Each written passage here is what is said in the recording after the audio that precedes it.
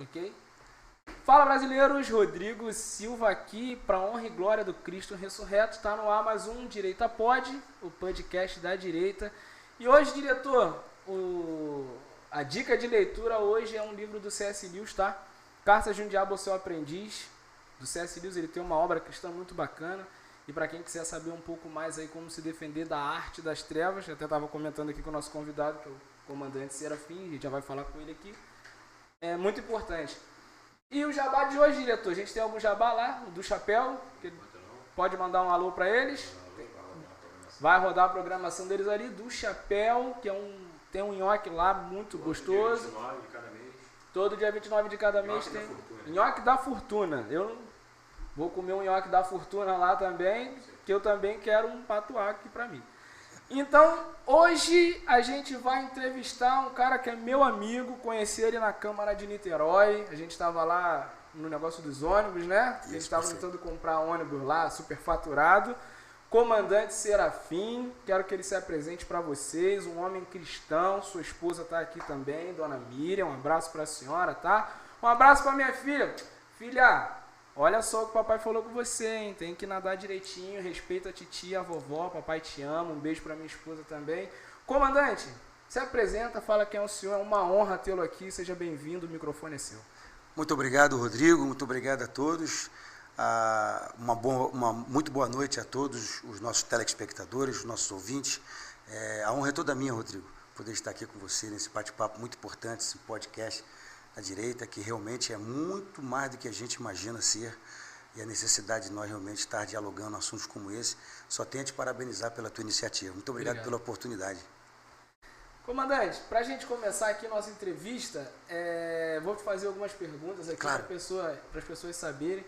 Mas eu queria que o senhor falasse de onde o senhor veio, onde o senhor nasceu, onde a galera te conhece, sua igreja. Fala um pouco para a gente aí. Claro que sim.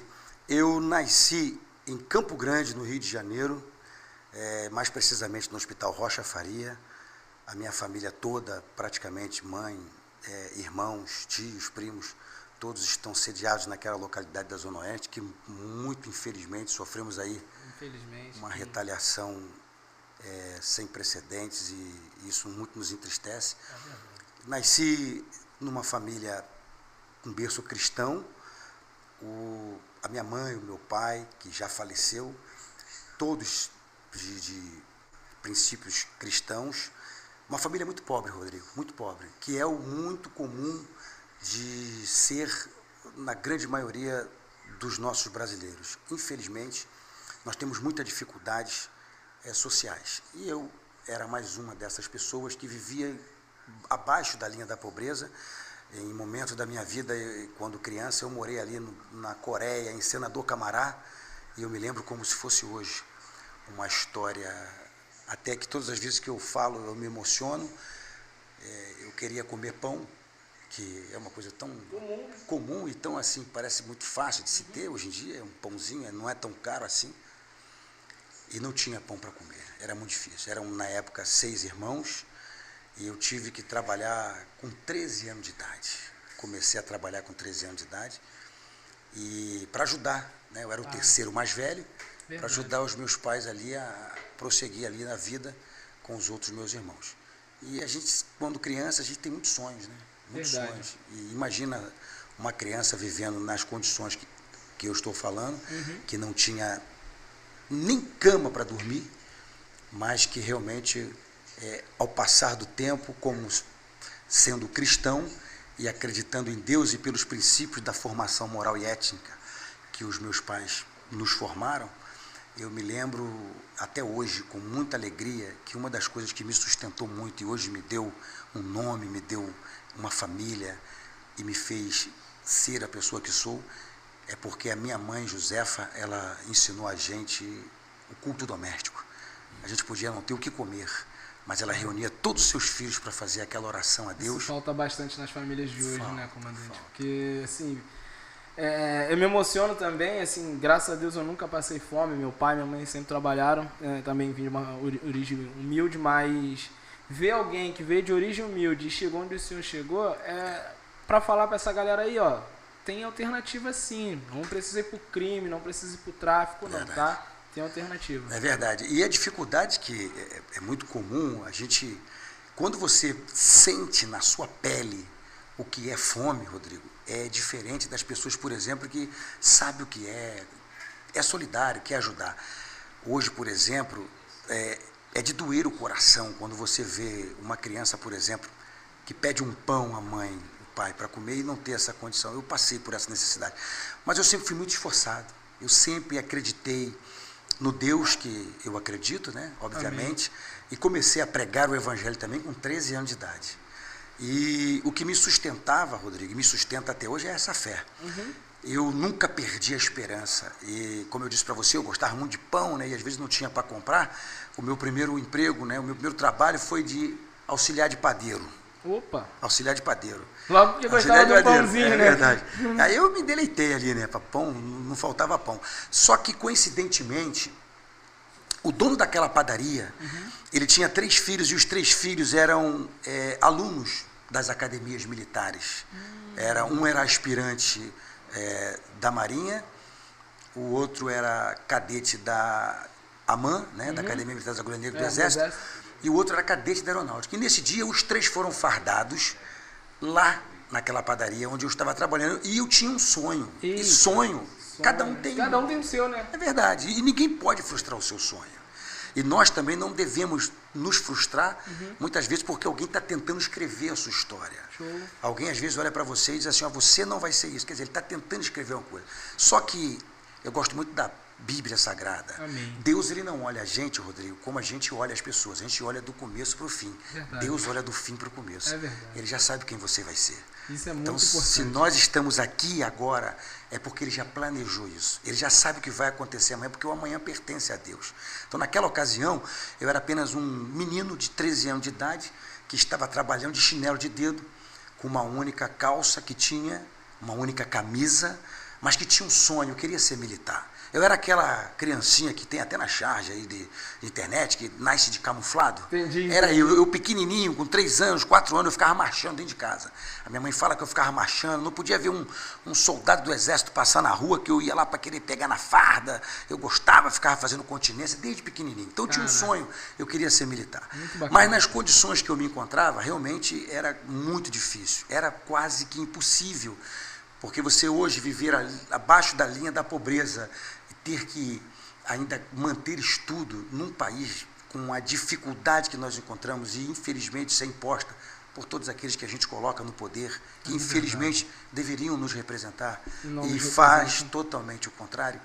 Isso é realmente culpa, sim. Quando a gente fala que a culpa é do governo, em parte é sim.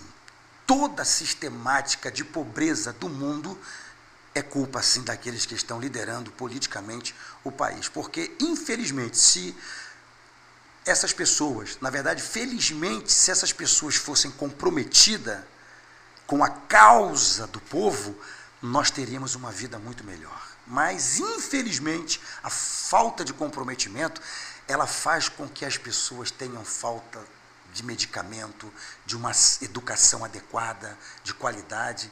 E o que mais a gente ouve, vou fazer uma educação de qualidade. Eu sou pedagogo, né? Sou psicólogo educacional, também tive essa oportunidade de ter essa formação, e aí eu posso falar com propriedade. Muitas pessoas pensam que ter qualidade educacional é você ter um colégio bem estruturado, organizado, pagar bem os professores. É muito mais do que isso. Isso tudo é necessário. É verdade.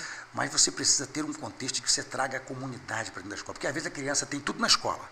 Ela tem um equipamento de estudar, tem ali os computadores, tem o laboratório, tem um bom professor, uma boa merenda, mas quando ele chega em casa não há continuidade. O pai está desempregado.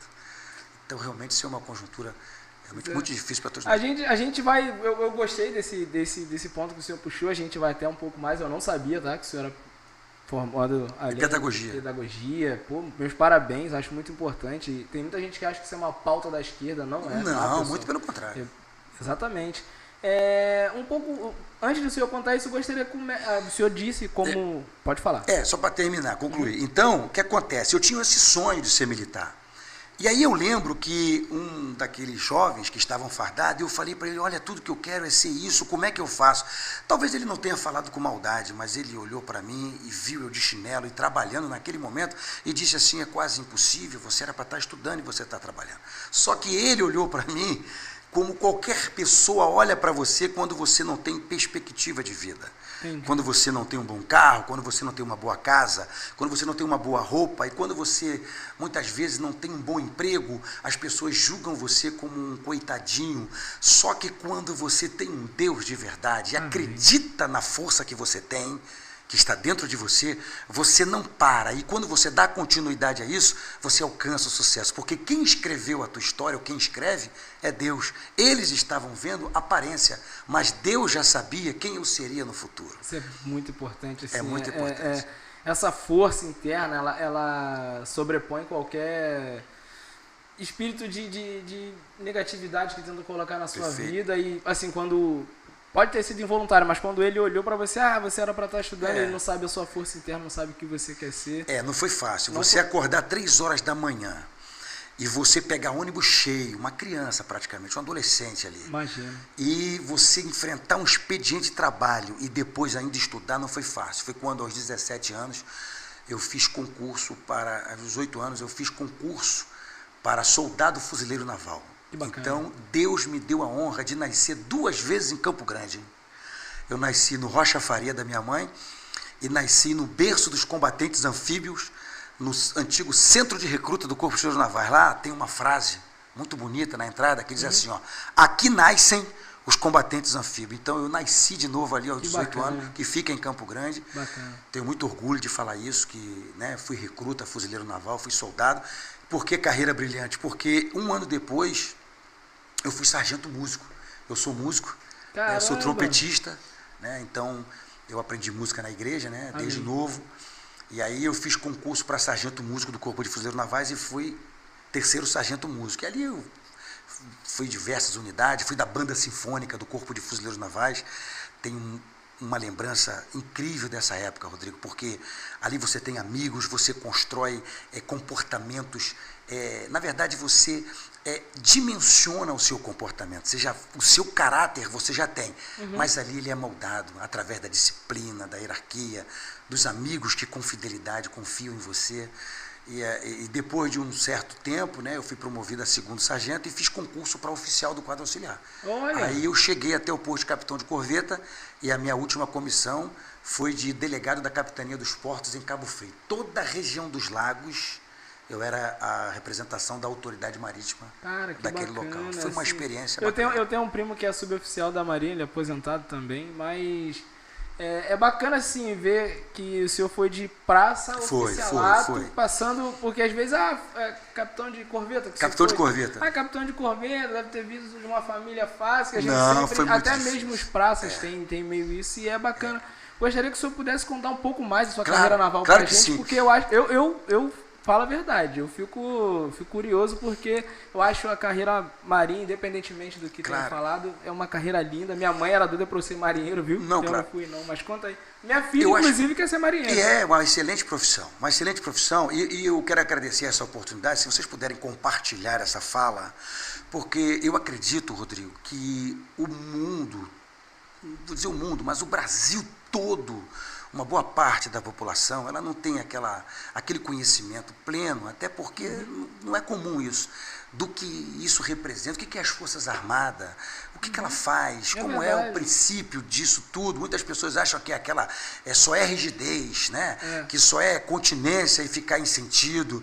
Até muitas pessoas até falam, não, é só para ficar varrendo. Não. As Forças Armadas, elas são instituições de Estado. Por isso que a gente, nesse momento, é um momento que muitas pessoas, por não saberem e por conta de tantas fake news que o Brasil hoje vive, e isso destrói a imagem do cidadão de bem. Você, minha senhora, meu senhor, você que ama a sua família, que ama a Deus, que quer viver uma vida correta, a gente não pode ter atenção logo na primeira coisa que te fala. Eu vou contar aqui uma história para você entender como é importante a gente avaliar aquilo que a gente ouve antes de falar. Importante, Às vezes você sai replicando assuntos que você nem tem domínio daquilo. É uma história muito conhecida, que um cidadão ele criava uma raposa dentro de casa. Criava uma raposa. E aquela raposa, do vizinho, todo dia falava para a pessoa, olha, você vai ainda ter uma desgraça, que raposa é um bicho ruim, não é para se criar dentro de casa. Não, mas eu estou criando desde pequenininha, você ainda vai ter um problema com isso. E todo dia aquilo entrava na cabeça dele. Tem um certo dia, o cidadão estava capinando e a raposa ficou dentro de casa e ele, capinando, de repente ele via a raposa saindo com a boca cheia de sangue dentro de casa. Primeira coisa que ele lembrou, eu deixei meu filho de 6 meses em cima do sofá. Ele imaginou a fala que as pessoas falaram, né? Olha, a raposa, ele pensou, eles estavam certos, a raposa matou meu filho. Primeira coisa que ele fez, pegou a enxada e arrancou a cabeça da raposa. Correu para dentro de casa. Quando chegou dentro de casa, pensou que ia pegar o filho lá, estraçalhado, muito pelo contrário, ele viu uma cobra toda arrebentada. Moral da história, a raposa protegeu ali o filho e ele antecipou, porque ouviu o terceiro, a importância de dar ouvido a terceiros sem avaliar. A mesma coisa é essa história. As Forças Armadas, por ser instituição de Estado, ela preserva, e são as únicas instituições que são basilares na hierarquia e disciplina. Isso é lei. Nenhuma outra instituição tem isso como lei na Constituição. Ela tem a hierarquia e a disciplina, porque isso faz parte do comportamento de guerra. Tu imagina você estar num teatro de operação, onde a tua adrenalina está descontrolada, onde você tem que lutar pela sua vida, e se você não confiar no teu chefe ou nas atividades que você aprendeu, e na hora que ele falar para você ir, você for questionar isso, no momento daquele, o teu aprendizado do dia a dia da tua formação vai salvar a sua vida. É verdade. Então a importância de você entender esses princípios é fundamental. Então a Força Armada, além de ter todo esse conhecimento que nós já sabemos que é para a defesa da pátria, ela tem muitas ações subsidiárias. É verdade, assim, ações sociais, ações de defesa. Eu já participei de várias ações sociais. Por exemplo, a Marinha, ela presta um serviço, por exemplo, falando especificamente da Marinha, né? Não falo em nome da Marinha, mas eu sou da Marinha, estou na reserva e participei disso, vivi 30 anos lá e sou testemunha do que acontece dentro da Marinha, por exemplo, ou das Forças Armadas, que é parecido. O cuidado que a Marinha tem com as pessoas é incrível. Eu, por exemplo, fui delegado da Capitania dos Portos. Você sabe qual é a maior responsabilidade da Marinha no mar? A salvaguardar a vida humana do mar. É a principal função da Marinha. A Marinha faz tudo o que for preciso para salvar uma vida no mar. Só para você ter ideia, uma vez eu estava de delegado da Capitania em Cabo Frio e recebemos uma notícia de que tinha alguém, um pescador, que estava perdido num lugar muito distante. A Marinha... Isso deve ser bastante comum. É muito comum. E a Marinha, ela não para enquanto não encontrar sinais daquele cidadão.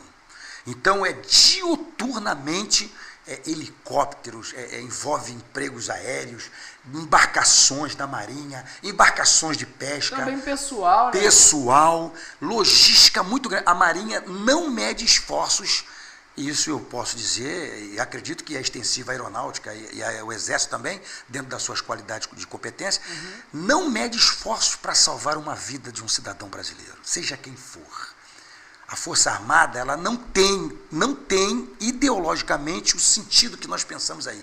Esquerda e direita, isso é da pessoa. Isso é verdade. Isso é da pessoa, o coronel, o general, o soldado, o sub, o tenente, ele tem tendência para pensar na esquerda.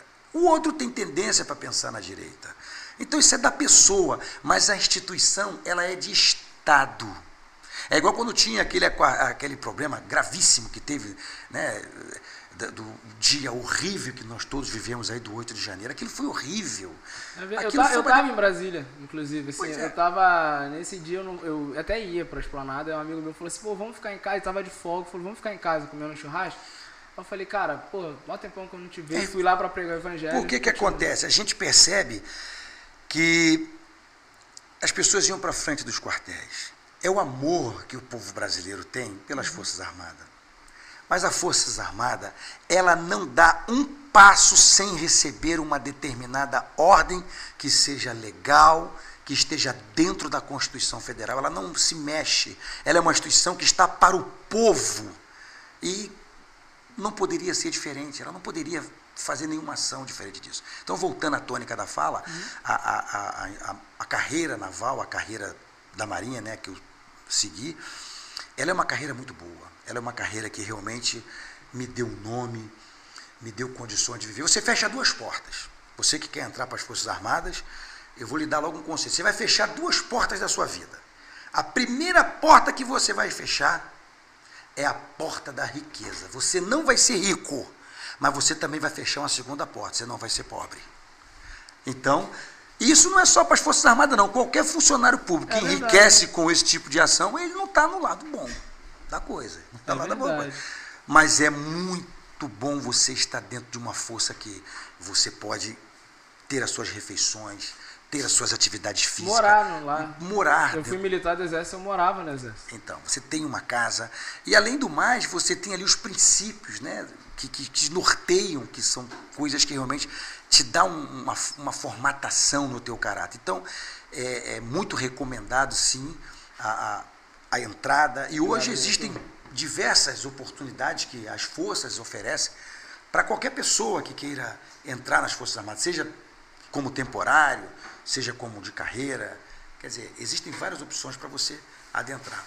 E eu recomendo com empenho. É muito bom. A Marinha me deu diversos cursos, Rodrigo, diversos cursos. Fiz muitos cursos. Fiz curso de didática, fiz curso de comunicações, fiz cursos operativos, como o curso de CESPIGANF, que é um curso especial de operações de guerra anfíbia para oficiais fuzileiros.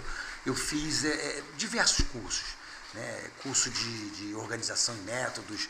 Então, todos esses cursos aí me deu um currículo de entendimento.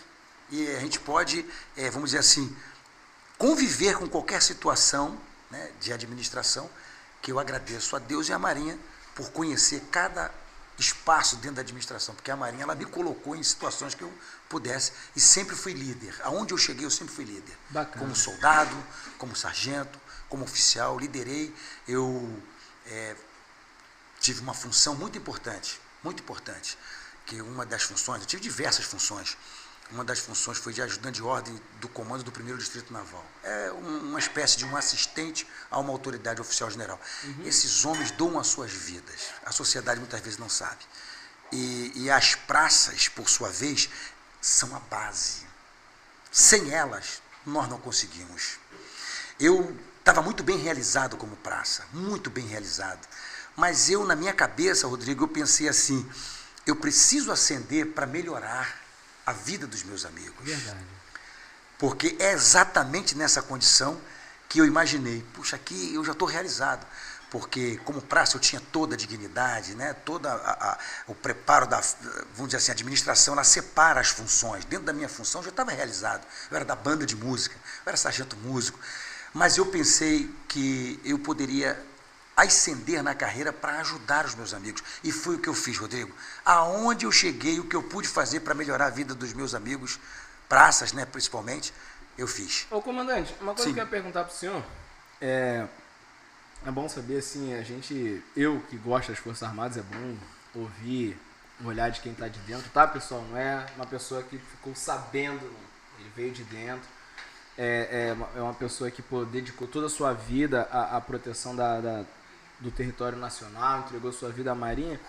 Comandante, como o senhor é do Rio de Janeiro, da Zona Oeste, o que eu vou te perguntar, eu não sei se não é uma pergunta muito boa, mas como é que o senhor vê a criminalidade no Rio de Janeiro, assim, com o aumento do aumento das milícias e do avanço do narcotráfico na cidade? Como o senhor vê essa questão? Porque eu acho que como tá vindo eleições aí ano que vem, pode surgir uma série de pessoas que não estão preparadas para esse tipo de assunto. Acho que qualquer cargo no Rio de Janeiro tem que saber um pouco desse assunto, e gostaria de saber um pouco do seu olhar sobre a criminalidade do Rio. Claro que sim. A gente sabe, é de notório saber que a criminalidade do Rio de Janeiro já vem de décadas. É algo desenfreado e cresce a cada dia que passa. A impressão que nós temos, e na verdade não é nem uma impressão, é uma verdade. Eles estão otimizando o trabalho deles. Ou seja, uma área que era só de um nicho da criminalidade passa agora a ter mais de um. É verdade. E isso dificulta as forças de segurança. no sentido que eles também têm que estar mais preparados. É verdade. E as forças de segurança que nós temos, elas são preparadas. Elas têm muito preparo para combater essa criminalidade, mas existem alguns fatores que são importantes a gente ter para melhorar esse combate. Um deles é o fator jurídico, que a gente vê. Infelizmente, né? Não é resposta. Eu converso com muitos policiais, né, muitas pessoas que são envolvidas na área diretamente da Força de Segurança do Estado, que eles comentam e falam comigo, ô Serafim, eu todas as vezes que saio de casa, eu tenho uma preocupação, porque quando eu estou dentro de um combate, onde eu estou ali tendo que realizar alguma ação que tenha que ir de frente a esses miliantes, a primeira preocupação que eu tenho é que respaldo jurídico eu vou ter. É verdade. Então, comportamentalmente, qualquer ser humano, quando ele começa a ter esse tipo de pensamento, já mexe com o interior dele, já mexe com o emocional, porque por trás daquela farda, daquele trabalhador honesto, que está indo lutar pela vida dele e de todos nós, está um cidadão que tem um filho, que é pai, que é mãe, que é avô, que é irmão, e ele não quer perder a sua vida. E às vezes ele vai de frente a um humilhante daquele e ele fica preocupado, será que qualquer ação que eu tiver aqui, como é que eu vou ser comportado depois? E a grande maioria deles são abandonados juridicamente. A questão política que você falou. São abandonados. Não há um plano de assistência jurídica constatadamente que dê respaldo para esses profissionais da área de segurança. E é o que deveria ter. Deveria, na minha concepção, assim, Rodrigo, é o que eu acho, deve ter um órgão, uma secretaria, não sei, ou alguma coisa deve ser feita para que esses profissionais tenham essa assistência diuturnamente e amparem eles. Uma outra coisa que eu ia perguntar assim, para o senhor, assim, a gente vê que o senhor tem conhecimento da causa, porque não tem como fazer sem respaldo jurídico, não dá para adentrar nenhuma comunidade, porque lá eles não mandam flores, tá, pessoal? Perfeito. Para mim é uma questão muito difícil, que eu também já perdi um irmão por tráfico, mas o que o senhor diz sobre a fala do Lula de usar as Forças Armadas? Como o senhor vê essa questão, se usa, se não usa? Porque eu vou dizer como soldado, tá, galera? Pra gente, eu na época que eu era do Exército, era morador de favela. E como faz? Eu vou lutar contra forças insurgentes, sendo que essa insurgência é do mesmo lugar que eu vim, então eu posso sofrer retaliações. Como o senhor vê a fala dele e o que o senhor acha do uso das Forças Armadas nesse caso? O presidente ele deve ter um motivo muito específico dele, que só ele sabe. O porquê que ele não quer utilizar, por exemplo, as Forças Armadas na garantia da lei e da ordem num Estado que está dominado pelo tráfico, pela criminalidade. E eu não preciso aqui trazer nenhuma novidade, porque todos nós sabemos, você não consegue andar nas ruas. Isso é verdade. As pessoas ficam assustadas, assalto a todo momento, mortes, coisas absurdas. Se nós fôssemos falar só disso, nós não íamos terminar esse podcast. Não, gente, ia ficar aqui eternamente, e falando. E os acontecimentos recentes que foram de terrorismo. Se eu acredito, e aí com toda a vênia, me permita relatar aqui, o senhor presidente, por ser o líder máximo do país, ele deveria encabeçar isso. É verdade. Ele deveria vir aqui. Se eu fosse o presidente da República, Rodrigo, eu priorizaria a minha agenda e viria aqui no Rio de Janeiro e de perto eu ia avaliar o que eu poderia fazer para tornar a vida desses cidadãos cariocas mais tranquilas. Como que eles poderiam viver sem... mas isso nunca vai acabar. Realmente, pode ser que não, mas que ele iria minimizar muito, iria. E aí eu penso, a sua resposta, eu já vou lhe responder, por que ele deveria usar as Forças Armadas? Por superioridade de fogos. Como é que se combate num teatro de operação? Você vem contra mim com uma companhia, eu vou com um batalhão. É verdade. Eu posso não ter a especificação do seu conhecimento, mas o número de pessoas vai dificultar. Mas as Forças Armadas, ela não é a função principal, mas ela é uma força de segurança, que tem toda a formação e gente suficiente para fazer isso. E o histórico do país já está aí relatado. as benfeitorias que as Forças Armadas já fizeram e já prestaram ao nosso país em todas as garantias da lei e da ordem. Muitos desavisados, sem conhecimento de causa, como há poucos dias eu tive a infelicidade de ver um deputado federal, acho que ele foi foi ministro do presidente Bolsonaro, Ricardo Salles. E foi até na comissão que estava ali revendo a questão do orçamento das Forças Armadas. O senhor deputado Ricardo Salles e o senhor, eu como cidadão, eu me decepcionei. Eu não vou tirar o seu mérito de dizer que realmente o senhor vivenciou coisas na GLO, lá na Amazonas, como o senhor falou e está relatado, que realmente não houve resultados, que o senhor viu que foi perca de tempo. Não vou dizer isso aí não, porque eu não estava lá. Mas o senhor foi muito sem profundidade. Dizer que as Forças Armadas não têm essa necessidade é desprezar a história, não é de uma Força Armada, é de uma nação.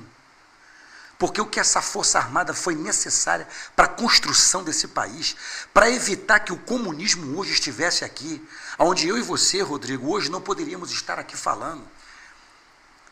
Ah, mas a Força Armada, entra aquela questão aí que a gente infelizmente está vivendo, e que não fez isso, que não fez aquilo. Não estou entrando nesse mérito, não se trata de direita ou esquerda, se trata de fazer a coisa certa. Rodrigo, eu sou a favor da coisa certa, eu não sou a favor da coisa errada. Se o lado A fez uma coisa certa, eu aplaudo. Se ele fez a coisa errada, eu não concordo. Se o lado B fez uma coisa certa, eu aplaudo. Se ele não fez a coisa certa, eu não vou poder fazer isso. Por quê? A gente do bem tem que estar do lado da coisa certa. Eu não posso passar a mão na cabeça de alguém só porque eu sou daquele lado, mas ele está cometendo um ato errado, errôneo. Nós não podemos ser marionete. É verdade. Então, a questão das Forças Armadas, eu acho que ele deveria usar as Forças Armadas por conta do tamanho das Forças Armadas. As forças de segurança, elas são muito bem preparadas. São profissionais eloquentes, de muita qualidade. Infelizmente, o devido valor a esses profissionais, a gente sabe que não é bem válido assim. Deveria ser. Mas não é tanta gente. E, por exemplo, você colocar 5.000 homens a mais nas ruas, eu tenho certeza que o trabalhador de bem, que na maioria das vezes mora na comunidade, e eu quero aqui parabenizar. Rodrigo, eu quero parabenizar. E eu quero que essa fala chegue para todos, porque eu também fui morador de comunidade. O camarada que mora na comunidade e acorda 4 da manhã para trabalhar é um campeão. É verdade. É um campeão, é uma campeã. Um monte de mãe de família, pessoas que sobrevivem com salário mínimo, acordam 4 da manhã morando em comunidade. Faz isso, é porque o senhor e a senhora têm muita dignidade. E nós temos que aplaudir. Aplaudir, sabe por quê? Porque é lá onde tem tráfico, onde tem todas as coisas erradas de formação para os filhos, e a maioria do povo que lá mora, e isso é verdade, fica o tempo todo falando para os filhos, cuidado, não faça isso, não faça aquilo. É verdade. Sabe por quê? Porque sabe o que é bem, está ali porque precisa. Então, o presidente ele tinha que usar as Forças Armadas, até por conta do tamanho. Se ele usa a expertise das Forças Armadas, ele com certeza iria amenizar o sofrimento desse povo. Até por causa da superioridade de fogo, né? Você inibe muita coisa assim, lembrando o que aconteceu lá no Complexo do Alemão em 2010, aquilo é superioridade de fogo. Você vai inibir ações menos violentas, tá? vai ter que haver violência. Você perguntou porque eu acho. Então, até assim, uma opinião minha. Eu penso, senhor presidente, eu me corrijo até se estiver errado, eu não vi nada ao contrário disso. Eu consigo avaliar comportamento através da mídia, o que a mídia fala, e através do que o próprio presidente da República fala. Eu percebo que ele faz isso mais pelo lado político do que pela necessidade do serviço. Eu acho que ele está colocando o político à frente e, com isso, ele está cada vez mais destruindo a vida das pessoas sem querer saber. Não quer saber. Porque tem uma disputa, uma polarização entre o presidente Lula e o presidente Bolsonaro. Sempre tem. Então, essa polarização está acabando com o país. É verdade. Ô, diretor, uma perguntinha para o senhor aqui, ó.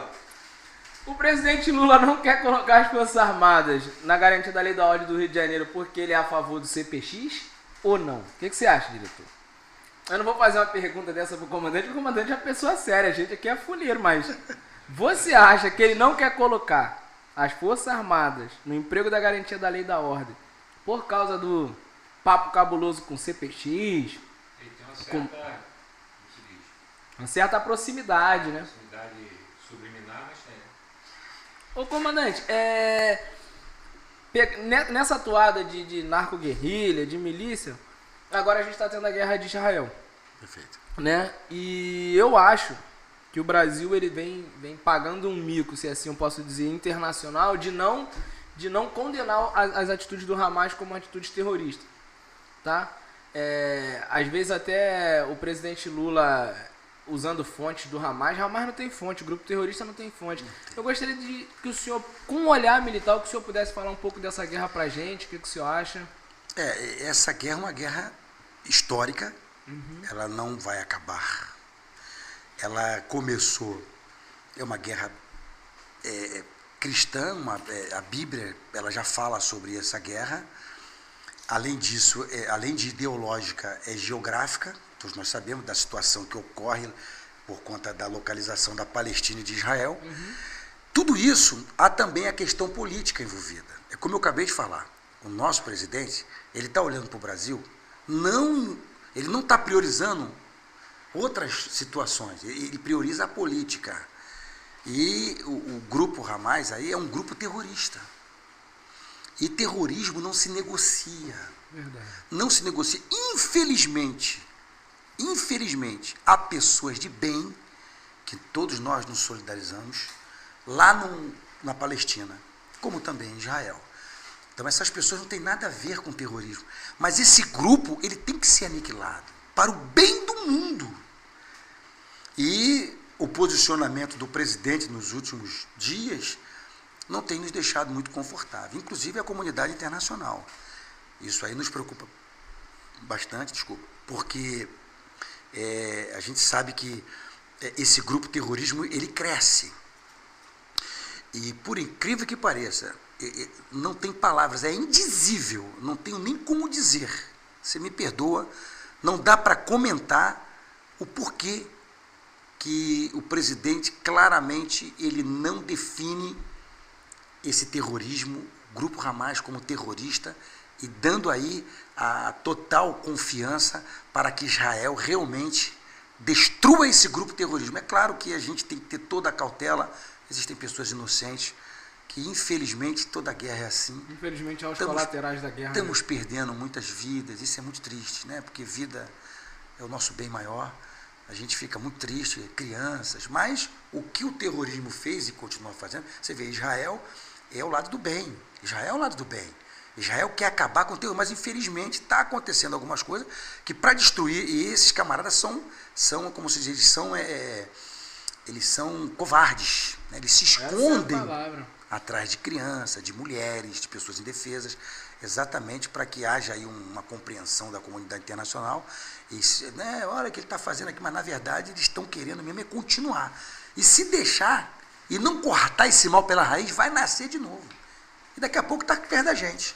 Isso que eu ia falar assim, será que pode chegar para cá, assim, se expandir para a Europa? Porque eu acho que eles não usam mais antisionismo agora, não é mais antissemitismo, né? Porque semita é uma grande população, né, daquela região ali. Mas esse movimento anti-sionismo tem crescido. Você acha que pode expandir para outros lugares? Pode. O terrorismo é uma praga. É uma praga. E a tendência deles tem uma crença. Né? O extremismo, Rodrigo, ele nunca foi bom. O extremismo nunca foi bom. Nem para a direita, nem para a esquerda. A história já conta que nem do lado da direita o extremismo é bom, nem do lado da esquerda.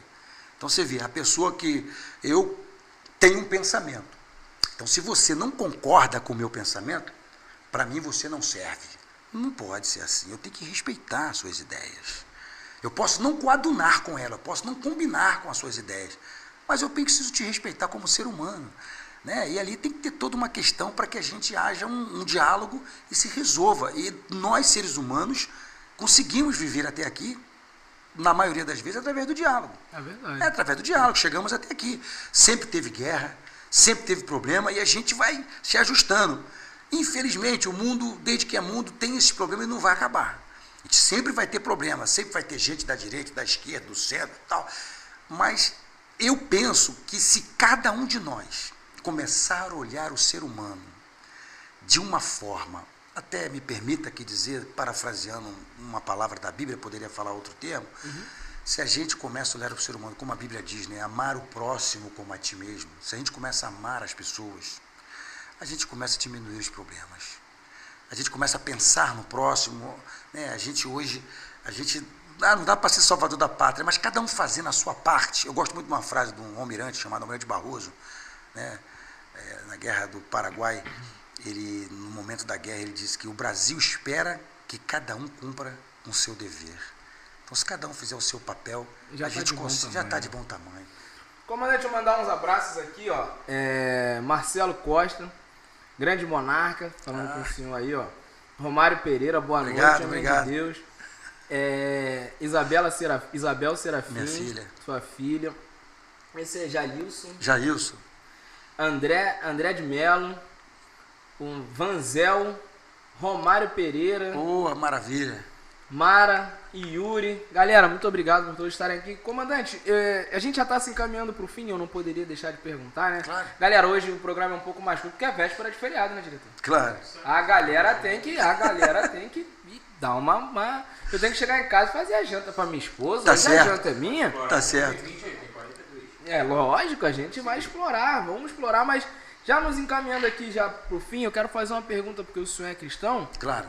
E tudo isso que a gente falou envolve na minha percepção, uma batalha espiritual muito grande. Eu gostaria de... O que o senhor acha dessa... Como está essa batalha espiritual? O senhor que tem andado mais o Rio do que eu, como é que o senhor vê isso? Como é que está esse avanço da esquerda, esse avanço... Não digo dos moderados, não, digo dos ativistas mesmo.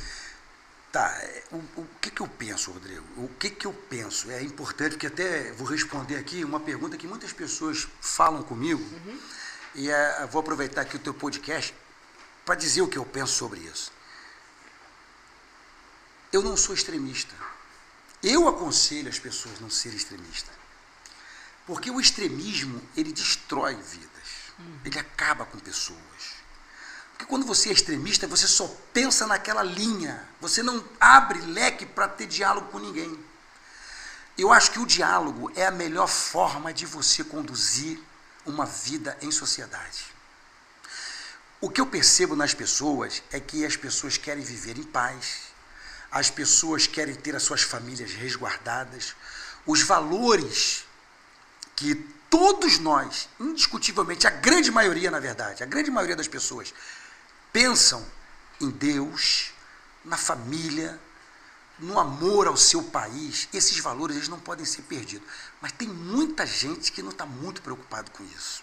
Eu percebo que a esquerda, como você diz, ela tem um caminho a percorrer, mas simplesmente por ódio. Simplesmente por ódio. Não é aquela coisa convincente. A direita também, quando ela está nesse caminho extremista, ela conduz do mesmo jeito. Mas você percebe que quando a pessoa ela é um conservador, que ele tem os princípios cristãos, porque o Brasil é um país cristão. Isso que eu falo, é cristão. Eu, por exemplo, sou cristão. Mas para você ver, eu vou lhe mostrar como é que eu sou aqui, e você vai até se admirar com isso. Eu não misturo as coisas, não deve ser misturado. Eu, por exemplo, eu fui candidato, né, a deputado estadual, fiquei como suplente, não alcancei a cadeira, no Rio de Janeiro. E eu lembro que na minha campanha, o ano 2022, ano passado, chegou uma pessoa para mim, e eu sou cristão, né, sou pastor evangélico, e a pessoa chegou para mim, ela era chefe de um terreiro de Umbanda. Né? Chefe de terreiro de Umbanda. Era o pai de santo. Pai de santo. Como chama, né? E ele me conhece há muitos anos e disse para mim assim: Serafim, eu não acredito em político. Eu não gosto de nenhum deles, mas eu conheço você. Eu quero fazer campanha para você. Eu posso andar ao céu? Eu falei, claro. Eu ia nas igrejas, ele sentava na minha equipe lá na frente. Bacana. É bacana. Eu isso para te mostrar o que eu penso. Eu não posso misturar a minha ideologia e a dele, que são totalmente diferentes, daquilo que é política pública. É verdade, isso aí é uma... Quando eu penso em transporte adequado, decente, com ar-condicionado, limpo, É o que a gente não vê no Rio de Janeiro. Esses dias eu ia até filmar, não filmei, mas todo mundo já sabe disso. Eu ainda vou fazer essa filmagem. O BRT, Rodrigo, as portas todas arrebentadas. Deus. O trabalhador pendurado. Eu falei, meu Deus, olha só.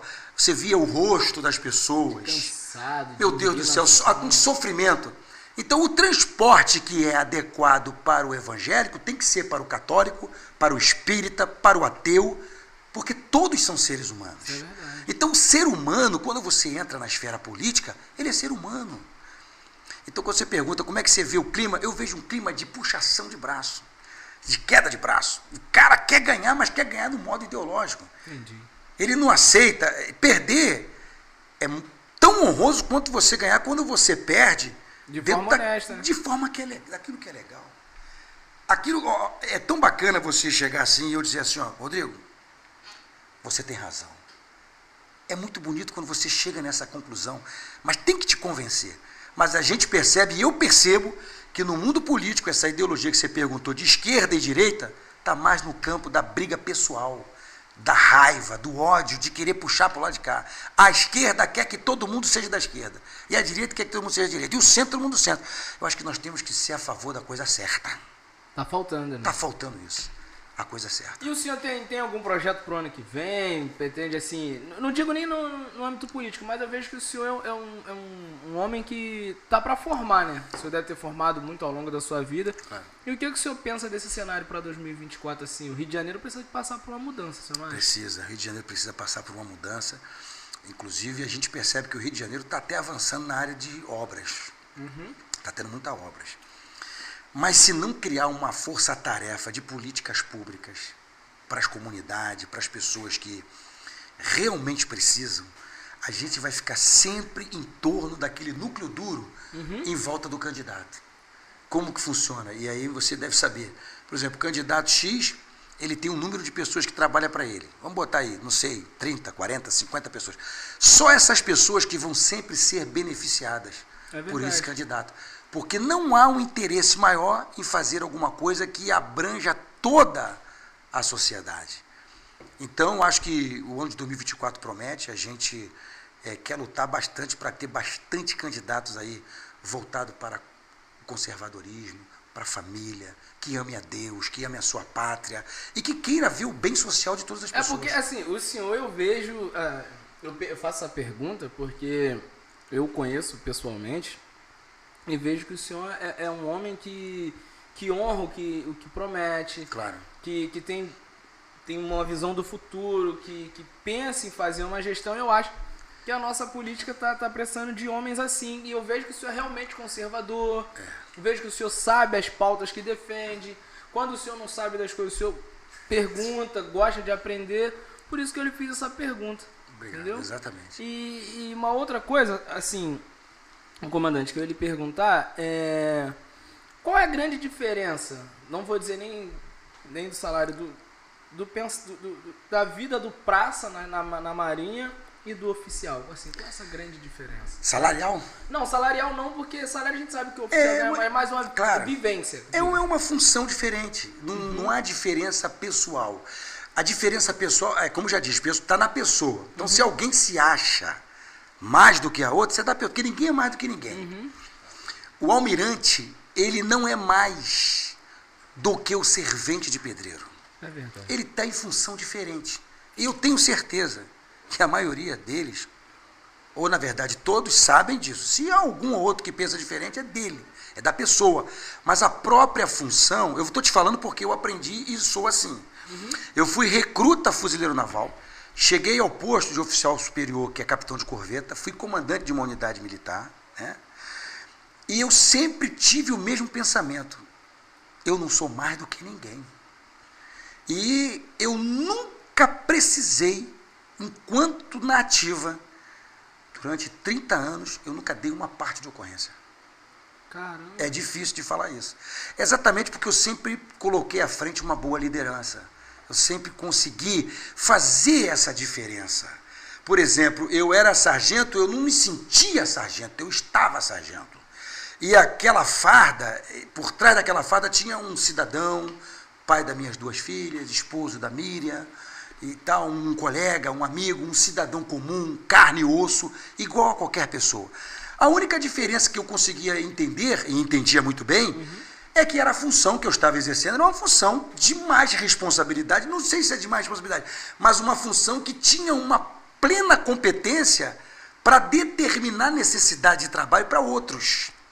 Então, por exemplo, o soldado, ele não é menos importante do que o oficial, muito pelo contrário, não. Ele é muito importante. E se ele olhar isso funcionalmente, ele vai entender que ele é muito fundamental. Porque o soldado está lá na linha de combate, atirando, aonde muitas vezes o oficial também está se preocupando com aquele planejamento dentro de um PC, que é importante tão quanto aquele camarada que está lá. Entendi. Se o oficial não planejar bem, aquele soldado não cumpre bem a missão. Entendi. E se aquele soldado não cumprir bem a missão, vai acarretar um problema também para o oficial, que também poderá ser afligido pelo seu inimigo. Então é um conjunto de ideias que eu aprendi muito com os meus chefes navais, muitos deles. Inclusive um almirante que eu fui ajudante de ordem dele, eu aprendi muito com a simplicidade dele. Um homem 4 estrelas, mas de uma simplicidade incrível. Ele pedia licença para marinheiro, no sentido que estava conversando assim, ele com licença. Ou seja, ele era muito humano. No comportamento militar, você pode muito bem, não é assim que funciona. Está escrito, isso é regra. Mas a educação precede. E em muitos termos, você, por exemplo, por ser sargento, por ser suboficial, por ser tenente, você não é mais do que ninguém, você só tem que estar investido daquilo que você está fazendo. Eu só estou investido daquilo ali, investido do mando. Então, eu fui comandante de uma unidade, eu chegava lá, eu tinha que ser recebido, prestavam continência para mim, eu respondia, falava normalmente, mas isso não me dava o direito de gritar, de tratar ninguém mal. E não é assim que funciona, isso é mentira, não existe isso. Não. Existe para a pessoa, existe porque a pessoa é daquele jeito, e não que a função existe. Como foi para o senhor assim, a experiência de vida comandar uma unidade? Porque são outras vidas na sua responsabilidade, né? Muita responsabilidade, principalmente na área do tráfico aquaviário. É uma área, vamos dizer assim, diferente. Acho que o público nem tem tanto conhecimento sobre essa área. A gente vai um pouco. Vou explicar. É área de embarcações, é como se fosse um Detran na água. Então, todo registro de embarcação, de marinas, de fiscalização no mar, de busca de segurança da navegação, para saber se a pessoa está habilitada, porque é igual ao automóvel, se você não tiver, é igualzinho, e funciona igualzinho, só que é no mar. Só que nós não somos peixe, né? Nós vivemos na terra, então não é muito costume estar no mar. Mas quando a gente vai ao mar, existe toda uma regra escrita através das normas da autoridade marítima, são normãs. Se não me falha aqui a memória, são 33, não sei se já aumentou, né? São bastante normas que falam sobre cada peculiaridade, sobre canais, e é uma logística de conhecimento muito grande. Existe uma operação chamada Operação Verão, que a Marinha faz toda a época do verão, para otimizar, para melhorar o comportamento de fiscalização, porque a pessoa está no mar, ela vai, bebe, né, e vai patroar. É a mesma coisa. É a mesma coisa, ele vai patroar e ele perde a noção, porque o álcool ele te desequilibra, e um acidente no mar é até pior do que na terra, porque você vai frear uma embarcação, ela não tem ABS, ela não freia na hora, a embarcação vai levando pelas ondas. Então já teve pessoas decapitadas, inclusive crianças decapitadas por embarcação. Caramba. Por pessoas alcoolizadas. Se você botar no YouTube aí, você vai ver tanta desgraça de pessoas fazendo tantas coisas erradas, tantas quantas existem na Terra. E aí existe toda uma lei que é parecida com a do Detran. Esse sistema do tráfico aquaviário é onde a gente chama dos quartéis, que são das unidades militares, que são delegacias da capitania, capitanias do porto, agências, e essas nomenclaturas dependem do tamanho. A agência é menor, a delegacia um pouco maior e a capitania um pouco maior. É só para você entender de uma linguagem bem fácil. Bacana, bacana. E o senhor é comandante de uma delegacia. De uma delegacia. É, comandada por um oficial superior. A agência é um oficial intermediário, capitão. Entendi. Entendeu? E a capitania, às vezes, tem até capitão de corveta, capitão de fragata e capitão de maringueira. E como era basicamente assim o dia, assim, como é que eu posso dizer, a rotina do acartelamento? A rotina é uma rotina que começa às 7h30 da manhã, o expediente normalmente vai até às 4h30 da tarde, só que, como você já foi militar, você sabe, não tem hora para sair. Não tem. Tem hora para entrar, para sair. Essa é a grande dificuldade. Não existe hora para sair, não tem hora extra, tá? Você não recebe hora extra. Mas normalmente você sai É esse horário, 4h30, né? Quando toca o expediente, não tem nada acontecendo, você vai embora normalmente, como qualquer cidadão que trabalha no seu dia a dia. Se não for unidade operacional, tá, pessoal? Exatamente. Unidade operacional. Não, mas essas de tráfico aquaviário é operacional até demais. Porque imagina o mar. Eu imagino. Por exemplo, até minha esposa está aqui, uma vez eu era o delegado da capitania, tinha uma embarcação, na verdade tinha um rebocador, que afundou a metade dele lá em Búzios. O comandante do distrito, rapaz, me ligou 1h da manhã, dia dos pais. Caramba! 1h da manhã, eu acordei, olhei aquele telefone, dei um pulo, né, da cama normalmente. Pô, não, fiquei na posição de sentido, eu sei que ele não estava olhando, mas eu fiquei na posição de sentido. É automático, isso é verdade, pessoal, isso é automático, que doideira. Aí eu, não, almirante, ele disse, tem uma embarcação que chegou ao meu conhecimento agora, que está afundando, eu quero que você vá lá pessoalmente agora. Chegamos lá, mas não tinha embarcação nossa, né, pronta para isso. A gente pediu ajuda de um barco, de um pescador, e fomos lá. Eu cheguei dentro da embarcação, eu tive que ligar a câmera e avisar para ele, chefe, eu estou aqui, a embarcação tem 6 metros de altura, ela só está 3 metros para baixo, não tem mais do que isso, então, mesmo que ela tente afundar, não afunda, está todo mundo vivo aqui, não vai morrer ninguém. Então, ali eu fiquei de 1h30 da manhã até 8h da noite ou 9h da noite do outro dia. Que isso? Então, o trabalho é árduo. Por quê? Como eu te falei, a preocupação com a vida é muito grande. Isso é uma responsabilidade que eu posso testemunhar, e eu quero deixar aqui relatado. A Marinha do Brasil, ela tem uma preocupação com a vida humana no mar. Olha, é algo muito bonito de se ver, meu amigo, muito bonito. Ela faz tudo o que ela precisar. Tudo! E eu fui testemunha disso. Eu comandei uma unidade da área do tráfico aquaviário e vi isso, a preocupação de todos os militares. Enquanto não resgatar aquela vida, a gente não para. Que bacana. Não para, enquanto não tiver o último sinal. E detalhe, emprega todos os meios. Aí quando eu vejo, isso é muito triste, uma pessoa diminuiu o orçamento, dizendo que não faz nada, igual esse deputado que fez, infelizmente, colocações, dizendo que não era a favor de aumentar o orçamento, uma coisa parecida dessa. Eu fico triste, porque ele não tem profundidade de assunto. Ele fez um detalhe, de um detalhe, ele criou um todo. Isso me deixou bem chateado com a direita, porque eu fui militar, né? Eu tenho muito orgulho de ter servido o Exército Brasileiro, sofri um acidente no Exército e o Exército me deu todo o tratamento digno, tá, pessoal? Conheci pessoas maravilhosas, o Sargento Xavier, Sargento Amaral, Tenente Couto Salles, Tenente Pestana, conheci uma galera que serviu comigo muito bacana. E eu fico muito triste quando a direita ela tenta menosprezar a imagem das Forças Armadas. Se para alguém as Forças Armadas errou, comandante, até deixando um desabafo aqui, não nas Forças Armadas a tropa é constituída por pessoas como eu e você normais. As pessoas não sabem. Se um general, ou se um major, ou se um coronel, ele erra, ele não é um todo. Como o comandante Serafim falou aqui, as Forças Armadas são instituições de Estado. Exato. Infelizmente constituídas por pessoas e a gente não pode generalizar, mas há pessoas de caráter duvidoso em todos os lugares. Em todos os lugares. Comandante, eu queria que você deixasse uma mensagem, já que a gente está se encaminhando para o fim, uma mensagem aí para a galera que pretende entrar na Marinha, esses jovens que estão aí. Como que é para entrar e deixa essa mensagem com o coração de um eterno fuzileiro naval. Eterno fuzileiro naval, tenho muito orgulho de dizer isso aí. A mensagem que eu deixo é que não desistam dos seus sonhos. Se você tem vontade de entrar para a carreira militar, você vai até o fim. Você não vai se arrepender. É uma carreira muito bonita, muito bacana. Ela tem ali toda a estrutura decente para que você crie seus filhos, crie a sua família dentro de uma cobertura legal. Eu só tenho a agradecer a Deus. As pessoas falam assim, mas você se aposenta, é bem verdade, você tem uma aposentadoria, que não é aposentadoria, você vai para a reserva, você não se aposenta. É a única profissão que você não se aposenta, você vai para a reserva.